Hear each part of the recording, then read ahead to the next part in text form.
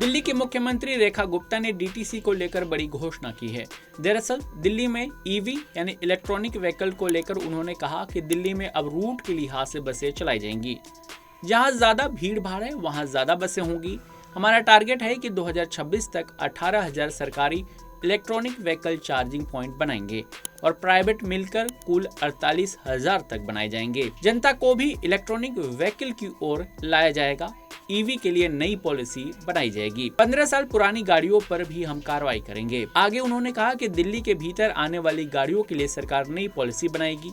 कैमरे के सहारे गाड़ियों की ट्रैकिंग की जाएगी। पूरे दिल्ली में 5,000 से ज्यादा कैमरे से ट्रैकिंग की जाएगी कि वाहन कहीं 15 साल से ज्यादा पुराने तो नहीं। यदि 15 साल से अधिक पुराने पाए गए तो उन पर कार्रवाई की जाएगी। दिल्ली की पिछली सरकार पर हमला बोलते हुए कहा कि सदन में जब भी सीएजी की रिपोर्ट आती है तब विपक्षी पार्टी के सदस्य बाहर चले जाते हैं।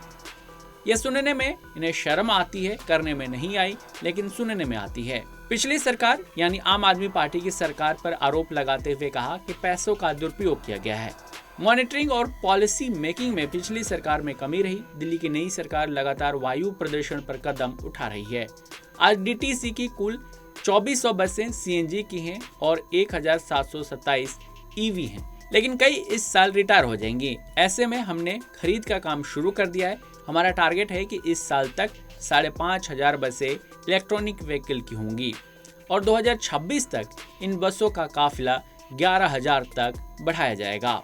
इसके साथ ही दिल्ली में बढ़ रहे प्रदूषण को नियंत्रण करने को लेकर भी अपनी योजना बताई। वायु प्रदूषण का बड़ा कारण डस्ट पार्टिकल है। ऐसे में रोड का समग्र विकास, गड्ढों को बंद करेंगे, पौधे लगाएंगे, योजनाबद्ध तरीके से डस्ट पार्टिकल को कम करने की बात कही। उन्होंने आम आदमी पार्टी के सरकार पर भी आरोप लगाते हुए कहा कि पिछली सरकार सिर्फ एमसीडी से बोलती थी करो, लेकिन सरकार पैसे नहीं देती थी और एमसीडी काम करती नहीं थी। अब बीजेपी की सरकार ने योजना बनाई है कि 1,000 वाटर स्प्रिंकल मशीनें दिल्ली की 250 वार्ड में चलाई जाएंगी।